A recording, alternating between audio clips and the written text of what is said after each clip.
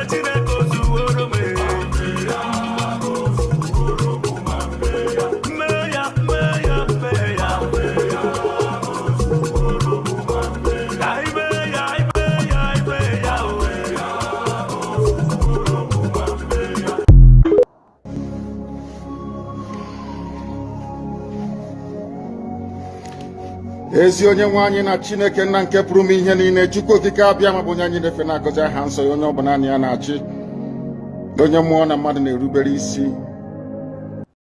onye ọ bụla ya bụ ọka aka. Ụbọchị ene ka anyị na-etuga eze ebube dị ngọzi, mmalite na ọgwụgwụ, ndị gboo wee tụọ oge ebighị ebi. Onye nwe m, ụmụ gị wee gbakọọ n'ụwa niile iwe na ozi ọma nke gị onwe gị n'ezi ha site n'ọnụ mmadụ dị ndụ na nke ebere dị ngọzi. Anyị wee na-asị na onweghị ihe ọbụla nke anyị onwe anyị bụ n'ihi na ọ bụ anụkwa ahụ sọsọ ka mmadụ dị ndụ bụ. Ofu ụbọchị anyị ga-anwụ, maka na okwu nsọ gị na-adịgị ma ruo mgbe ebighị ebi, n'ihi na okwu gị niile ga-abịarịrị na mmezu. Ọbịa mere Biafra ga-eji wee bịa na mgbe nke anyị. Anyị wee na-akpọkụ uwe na-arịọ gị na-asị, lekwa ude nke anyị na-asụ n'akwa nke anyị na-ebe ka o metụta gị n'obi. Onye nwe m na Chineke nna nke igwe, biko dịka isi wee napụta ụmụ gị n'ọbụ n'Ijipt gotu wee wezuga ụmụ gị bụ ndị Biafra mgbe ekwensu bụ zuu nke mmadụ dị ndụ karị. Anyị wee na-aja gị mma, na-asị gị n'ime ọnọdụ anyị na anyị ga-ekele ha nsọ gị, wee nye gị nsọpụrụ n'ụtụ na eji ama mgbe niile, n'ihi na anyị enweghị chi ọzọ ewezuga gị. Anyị onwe anyị anaghị efe arụsị. Ọbịa mere iji wee na-agọzi nsọmụkwụ anyị niile. Ọbịa mere IPOB ji wee gbaa mgbọrọgwụ na anaghị atụ egwu mmadụ dị ndụ. Anyị wee na-eto gị eze ebube dị ngọzi, sị gị biko gbatara anyị ọsọ enyemaka. Ọ bụ naanị gị bụ onye anyị refe nwa ya bụ isi ala nye, ka i wee napụta ndị gị n'ọbụ nke ekwensu. Anyị wee na-enye gị ofe na nsọpụrụ na ija mma, na-asị lekwa ka ndị iro anyị niile ka kasị wee baa ha ọnụ, ha wee daa hapụ ikoni ọzọ. Obodo ekwensu bụ zu ala nwekwa n'ihi eze ebube dị ngọzi. Anya ọnwa anyị bụ ụmụ gị wee na-akpọkọ ha nsọ gị, na-asị na enweghị chi ọzọ ewezuga gị. Anyị wee na-aja gị mma, wee na-eto gị, na-asị onye kere ihe niile kere eke mana onwe onye kere na n'otuto niile na nsọpụrụ niile na ịja mma niile site n'ebighị ebi mara onye ka a na-arịọ gị. Ise ise ise. We say, Ndewo. Thank you very much. Onyendu Mazin Namdekano. Ụtụtụ ọma ụmụ Chineke, ụtụtụ ọma lovers of freedom. My name is Raphael Chiamaka Jere. Right now, there is a worldwide or a global Islamic onslaught against the light of truth, against the light of heaven. There is an onslaught going on to overwhelm every other system, but to uphold Sharia and to uphold the Islamic tenets all over the world. This is absurd. It's unbelievable. There's every attempt and every move to begin a jihad. And then this jihad actually in its real meaning is warfare against non-Muslims. Now this morning, I will start with a video that actually explains it very well. Because when you saw the Sultan of Sokoto trying to give you a different interpretation to what jihad means, it was a deliberate attempt to water it down and to make people feel that there is peace and there is calm. That's exactly what they're doing. But today, it's overwhelming in the whole world. Cities all over the world, from Romania to Belgrade, from Belgrade to the streets of UK, and everywhere, people are trying to tell the world that this is who we are. Christians are standing up on their feet. And today we have a global president, because Donald J. Trump is a president of the globe. The free world, the president of the free world. The president of the free world is actually up to make sure that if there is anything called democracy, we have to actually have it. It is not an autocracy or whereby people come to dominate others. It is whereby people can be free to practice their own without being dominated by another sect. So now I am going to play that video, and then I'll play the video of the shameless Sultan of Sokoto. And then I will give you videos from around the world to see this. That is what I call a great awakening. There is what I call what a great awakening. And the puppet in Nigeria is a dog they're about to use, to lure you people. And then every one of you are quiet. They are buying over everyone. And right now, the Nigeria system is almost, they want to make Nigeria system a one-party system. There's an intention for that, so that you will not be able to cough. They are making poverty, they are institutionalizing poverty. They have overwhelmed you with so much poverty that you cannot even breathe. All that happens is that they just give you money here and there, and you just keep quiet because there's nothing is happening and no work, terrorists everywhere. You can't go to your farm, so you need to accept whatever they give to you. If you don't accept it, you will not eat. And at the end of the day, they will subdue you, they will overwhelm you, and you cannot do anything. And the next thing that will happen is that you become their slave. Only God will help you if you do not rise up. And God does not even help you when you don't rise up on your own. He helps you when you make an attempt to be saved. Now, let's listen to this video and then many more that I will bring this morning. Please, this is very, very important. If you're just coming in, make sure you hit the like button, share. This is an FBI agent that understands how these things work and is breaking it down because they have been able to, analyze it, they've been able to investigate it properly, and now they have results. And this is upright results, not what the Sultan of Sokoto is telling you. This is the reality, the truth of the whole matter. Thank you as you listen. This FBI agent brilliantly break down what Islam really is. The entire purpose of Islam, according to all Islamic doctrine, is to ensure that there is an Islamic state throughout the entire world called a caliphate, and under that, Sharia or Islamic law is the law of the land. That's it. Islam is no more complicated than that. Islam breaks the entire world into two parts. The Dar al-Islam, where Sharia is the law of the land, and the Dar al-Harb, the house or abode of war, where there is not Sharia as the law of the land. The function of Islam is to eliminate the Dar al-Harb until the entire world is a Dar al-Islam. And the vehicle to do that is called what? Jihad, which in 100% of all published Islamic law is only defined as warfare against non-Muslims.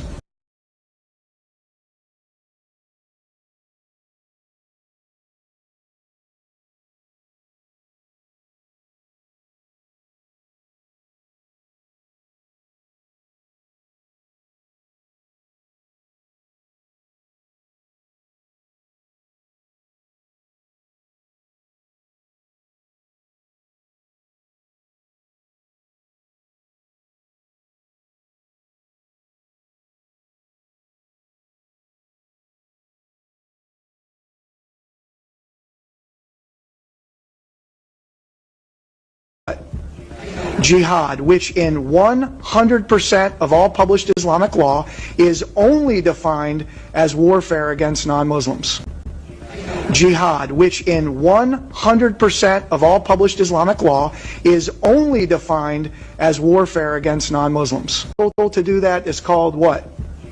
Jihad, which in 100% of all published Islamic law is only defined as warfare against non-Muslims.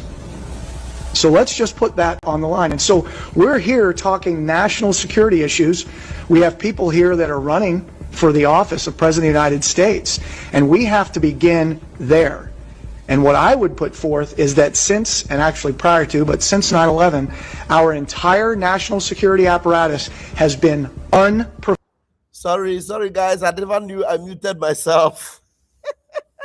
I never knew I muted myself. And whenever I'm doing this, the comment section, comment section, I don't see it. I'm very, very sorry. What I was saying is that thank God, this man gave an interpretation to this. He gave an interpretation to it. I told you that 100%, this is 100% the interpretation of jihad. It is a warfare against non-Muslims. Because my voice was not heard, please permit me to repeat it again. The reason why I repeated that place again and again is for you to understand that the Sultan of Sokoto, it was not by accident or by chance that he came out to give you a different interpretation of what jihad means. It was a deliberate attempt for you to believe that there is something different, or that you are one, you are the same people. You are not the same people, oh. They will ruin you if you do not open your eyes and listen to this FBI agent, John Guandolo, perfectly explained Islam in 3 minutes. He perfectly explained what it means, 100%. 100%. So listen, please, very important. The law of the land. The function of Islam is to eliminate the Dar al-Harb until the entire world is a Dar al-Islam. And the vehicle to do that is called what? Jihad, which in 100% of all published Islamic law is only defined as warfare against non-Muslims. So let's just put that on the line. And so we're here talking national security issues. We have people here that are running for the office of President of the United States, and we have to begin there.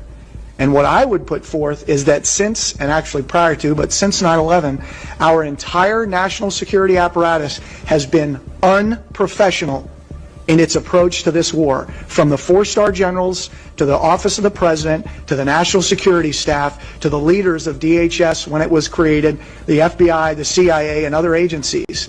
Because we have said this has nothing to do with Islam, despite the fact that our warfighting doctrine says when you analyze an enemy, you start with who he says he is and why he's fighting. And 100% of this enemy that we're facing, from the jihadi in Chattanooga to the 9/11 hijackers and everybody before and in between, have all said we're Muslims waging jihad in the cause of Allah in order to... Are you saying it? 100% of all the war they're waging, all these people, all of them, they have all admitted who they are. They have all admitted who they are. So this thing you see happening in Nigeria, happening to Mazi Nnamdi Kanu, happening to Biafrans, and happening to Christians in Nigeria, it is not only to Nigeria.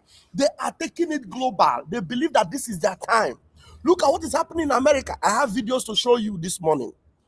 And 100% of this enemy that we're facing, from the jihadi in Chattanooga to the 9/11 hijackers and everybody before and in between, have all said we're Muslims waging jihad in the cause of Allah in order to impose Islamic law and establish caliphate, period. So that's what it is. And if we look in Islamic law, authoritative Islamic law, the kind you get at mosque bookstores, not at Barnes & Noble, you will see that 100% of them say that jihad is warfare against non-Muslims. And it's total warfare. It's not just guns and bombs. It's psychological warfare. It is political warfare. It's subversion. It is the whole 9 yards. It's total warfare, something that our DOD has not been practicing. I would say you'd have to go back towards Reagan administration and maybe even beyond that. Complete and total war. This man is exactly right. Islam is at war with the West. Are you hearing it? Islam is at war against the West. Oh my God, it's freezing cold right here. My goodness me. All right, let's see.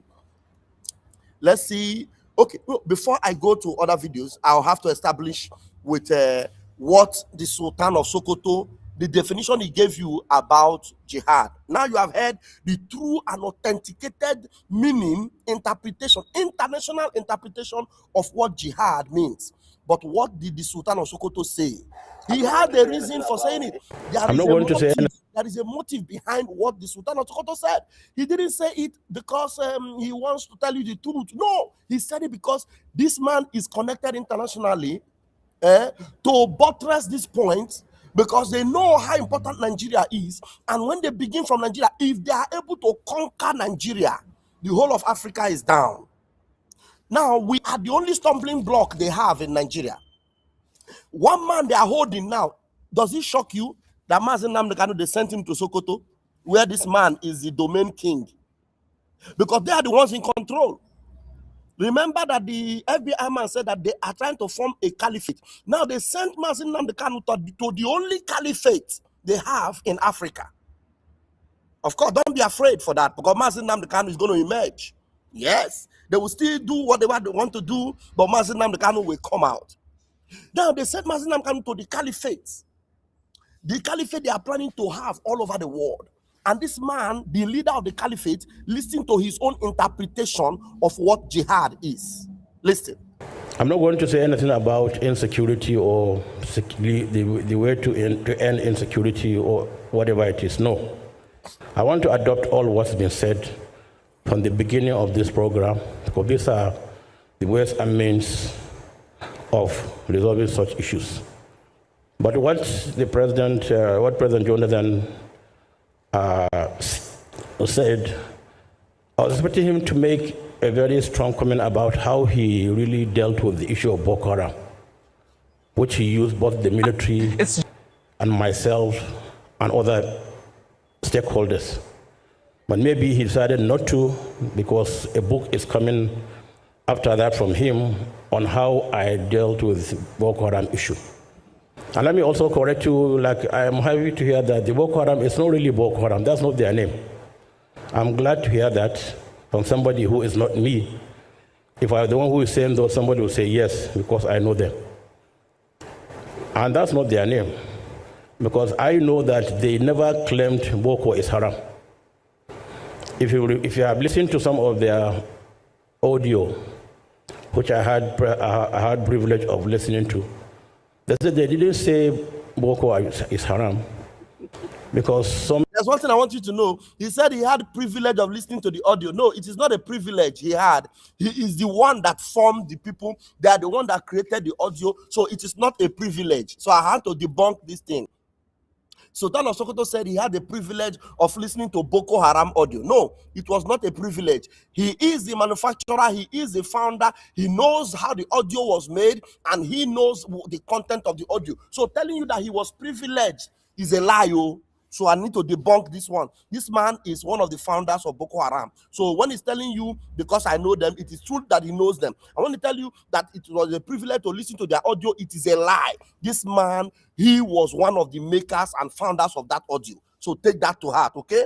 Take it and understand that this man is just lying to you, okay? All right. If you have listened to some of their audio, which I had privilege of listening to, they said they didn't say Boko is haram, because some of them have also gone to school, and they said you cannot open somebody's brain and remove the education in his head. So he had already acquired that knowledge, that education. He's an engineer, he's a doctor, he's whatever it is.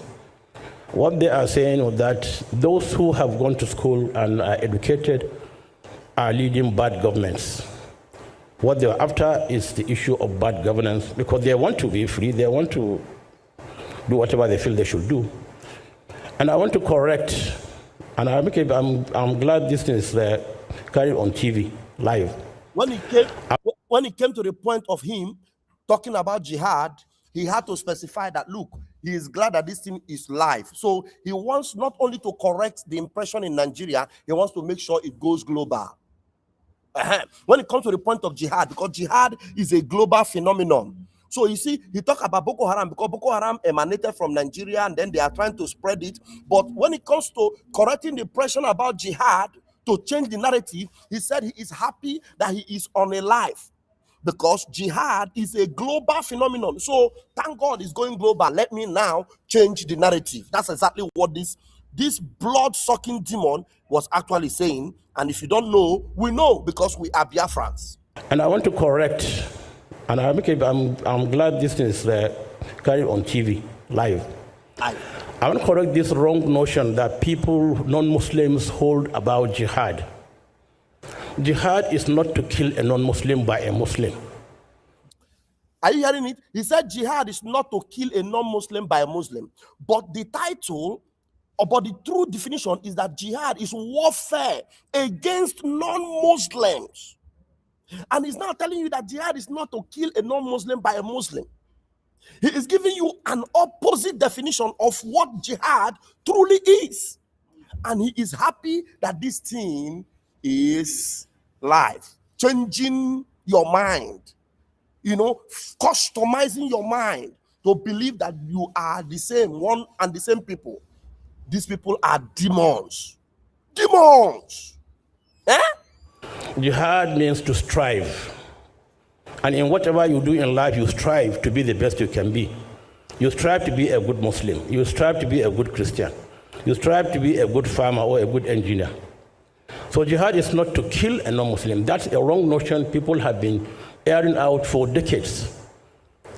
And I wrote a foreword on a book. He wrote a foreword on a book. Just be patient. He will continue because the video paused a little bit. Listen. Across the world, published by the King of Jordan. And so he wrote a foreword on a book that was published by the King of Jordan. So you see the connection from Nigeria to Jordan, from Jordan to the sea. You see the connection, okay? All right. I wrote that foreword, and I believe that book will be brought back again. It was about 13, 14 years ago.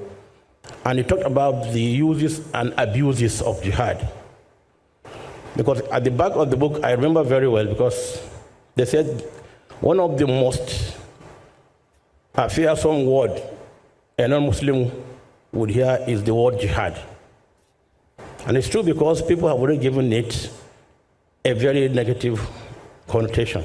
So because this has been their modus operandi, this is the way they have conquered many parts of the world. Now they see that the narrative is being detected and people are waking up to the realities and people are creating awareness, just like it is in America today. I am going to show you videos in America. You will be shocked. You'll be shocked. And the video you are about to watch after this one now will also open your mind again. The son of Hamas. It will open your mind again. You will see this. These things are just real. You know, these things cannot be painted. It cannot be forged. They are just real. And the opposition to it now is gathering momentum. So because of that, he is now working with the king of Jordan, the king of Arab, the king of other, to try to see if they can change the narrative again and continue their conquest. They want to change the narrative and continue their a bit so that they can be nipping them in the bud. But it is not. And so let's live here with that notion that, look, jihad is to strive, it's not to kill a non-Muslim. Because as we know as Muslims, it's in the Holy Quran, you cannot take somebody's life without due process. You cannot kill somebody. Because they said to kill a life, take a life or kill somebody, it's like taking the whole of humanity. That's without being following due process. But these are things that scholars will talk to you about. So let's live here with this notion that jihad is not to kill, because we are living peacefully with one another. I'm a Muslim and I know I'm a Muslim. If you're a Christian, you know you're a Christian. Then when we understand one another, we are better equipped to deal with one another. Because I know who you are, you know who I am. There's nothing you can do to me. There's something I can do to you. Understanding is the most important thing. We understand one another and live peacefully in this country. You see the lies and the narrative. So you are going to watch another one now. This man is just evil. Now come and listen to the son of Jihad, the son of Hamas. Listen to this guy. This guy, look at the way he's looking now. He's looking like a caveman already. He is in the USA. He's being covered and protected by Israel because he escaped for his life to expose the evil going on with Hamas. He is the son of the founder of Hamas. And now his eyes are open to it. He is now spreading the news to the world from America, from Israel, telling you how dangerous they are. Now, he is speaking this thing so much that he's now overwhelmed with it. And then the truth of it is now telling on him that, look, if you don't hear his voice now, you are all going to run down, doomed, if you don't arise and listen to him. Listen to the son of Hamas. Very, very important. It's jihad against civilization. And today you see the vast majority of the Muslims on assault on a Jewish minority. The world needs to open its eyes, especially Americans. Americans are on the other side of this culture. Americans don't stand this barbarism. Palestine is not a cool thing. It's not just a kefiyah and a social event down the street where people gather for the sake of victims in Gaza. The only victims in Gaza are the children. Listen, Chris, the only victims in Gaza are the children who have been used as human shields, who have been weaponized to serve jihadi agendas. Everyone else is a suspect terrorist. It's as simple as that. It's jihad against civil. Are you hearing that?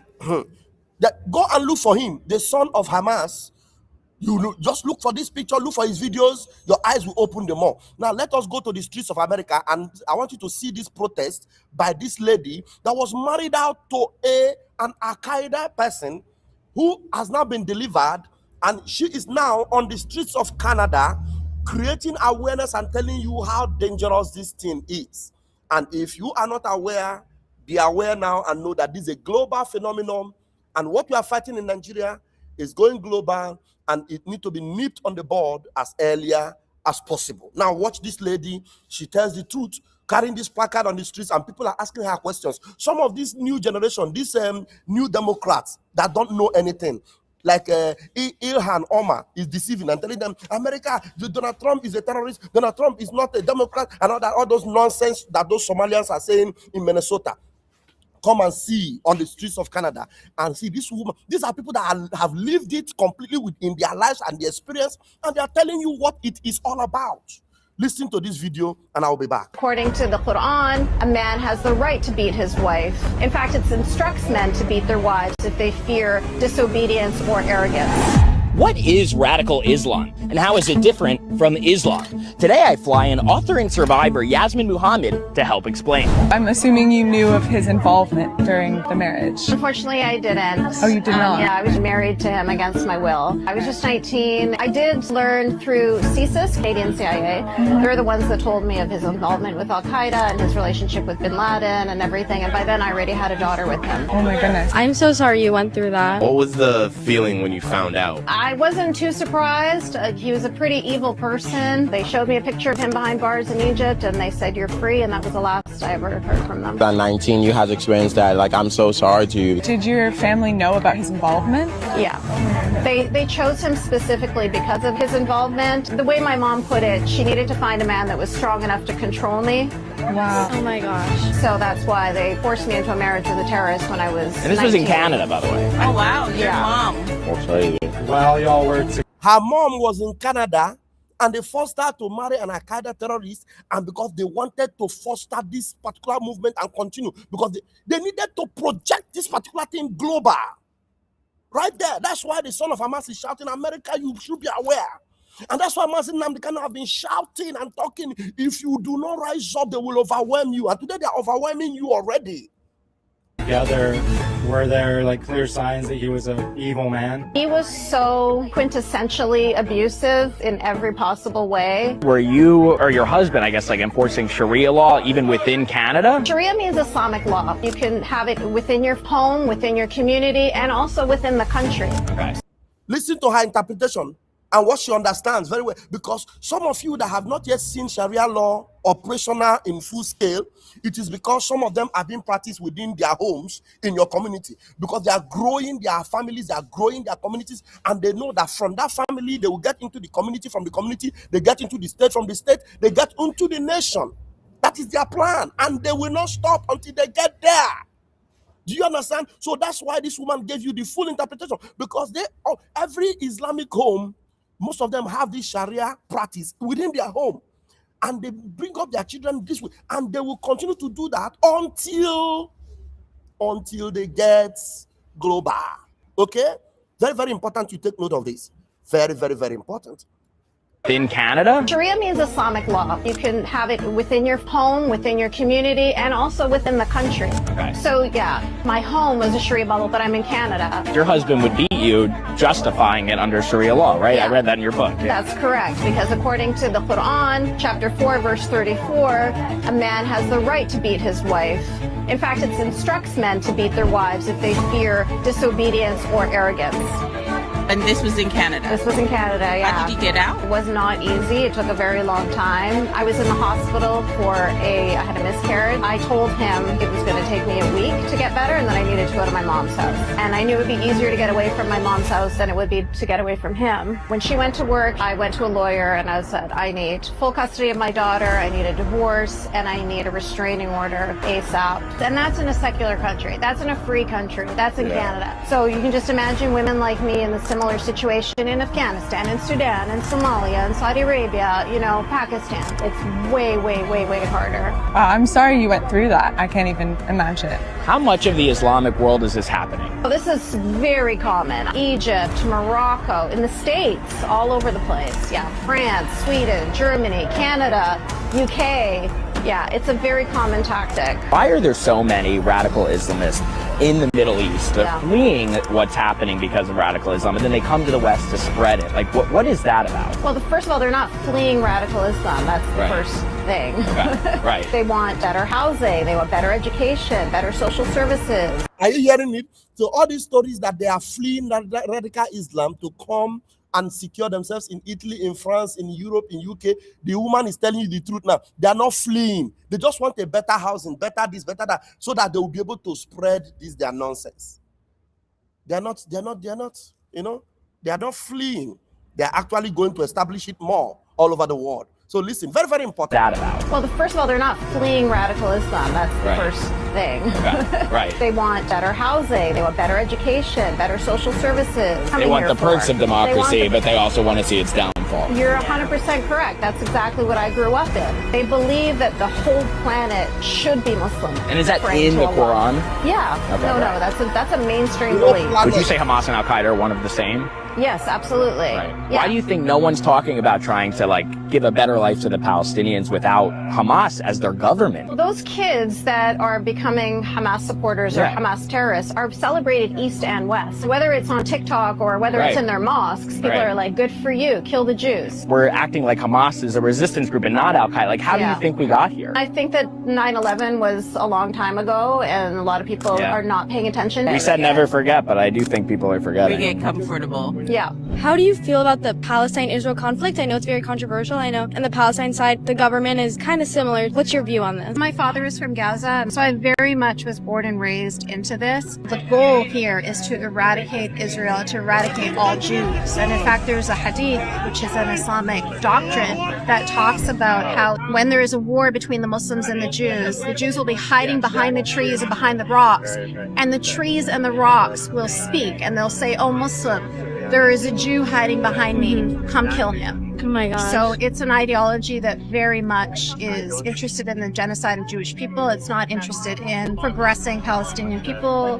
We can see that by the billions of dollars of funding that have gone to them. They didn't use it to further their own people and to uplift their own people. They used it to build tunnels. Yes. To continue their terrorism. It's just so interesting to me. Seeing from your side is like insane to me. Are you in college? I am in college. Where do you go, NYU? I do. Have you had professors that demonize Israel? They will typically lean towards Palestine rather than anything. So, yeah. Right.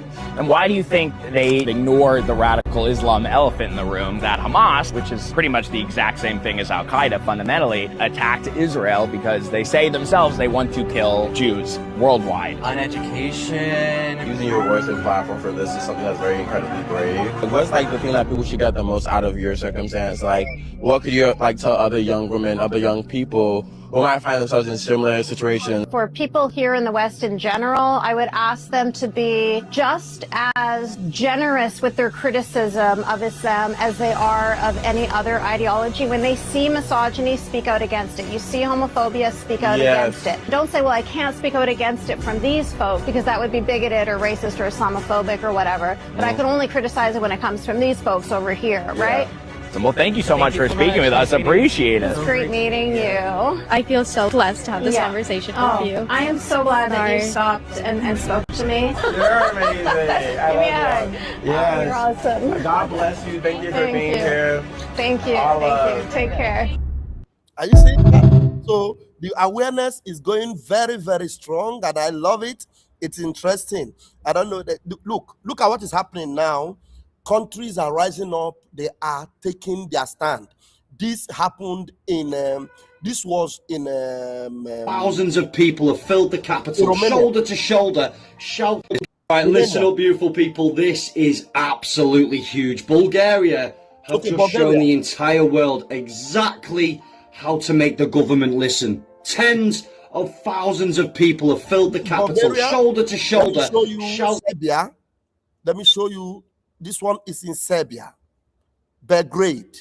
They are on the streets shouting. They are a Christian nation. This is Serbia. Serbia is a very small country. A very small country. I wonder if they are up to 4 or 5 million. But 1.3 million of them came out on the streets of Belgrade in Serbia to say they are a Christian nation. Look, if you need to survive this, you must rise up together. In Nigeria, you have at least over 100 million Christians. At least. Out of these 100 million Christians, for you to save your future and save your lives, all this your 5,000, Tinubu will give you and all these things. I pity for all of you. If you do not rise up like these Belgradians or these Serbians and say, you are who you are, anybody that wants to be what they are, let them be whatever they are, wherever they are in their own side of the divide. Otherwise, you are done for. Look at Serbia.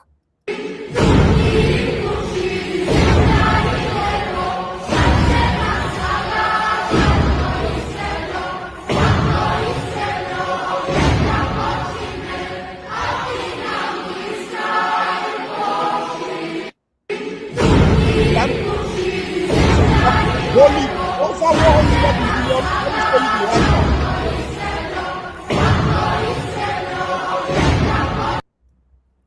Are you seeing that? Let me bring it closer to you so that you will see. People are taking their destiny into their own hands. And if you do not do this, you'll be all choked up. You know, from Britain, this news is coming out of what is happening in Belgrade. 1 million Christians flood the streets of Serbia, boldly declaring the nation a Christian country. These anti-government protesters declare Christianity will prevail. A full-scale spiritual uprising is happening. It is happening in Belgrade. It is going to happen in your neighborhoods, in your country. Revolution now. Revolution now. Thank you. President Bukano wants it to happen. Every one of you wants to make this happen. Even in your own individual ways, you must find all those data criminals online that are paid come and campaign against your freedom. And then you rise up and say, there's no Christian genocide. Muslims are also being massacred and all that. And you don't show any evidence to that. The evidence of what is happening in Plateau, in Benue is out there. Really more, I would have played you an interview from Really More. Maybe in the afternoon, we'll play it. Representative really more was on Fox News yesterday, and I'm sure you may have seen the video. Otherwise, this afternoon we'll play it because everybody is now aware, and help is on the way. Help is on the way. May Chuko Kabiama bless you all, fellow Biafrans and lovers of freedom. This awareness must continue. This is what Mazin Namdekan represented. This is what he preached. This is what Simon Ekpa represented. This is what they have been preaching. This is what we represent, and this is what we must preach. Airborne.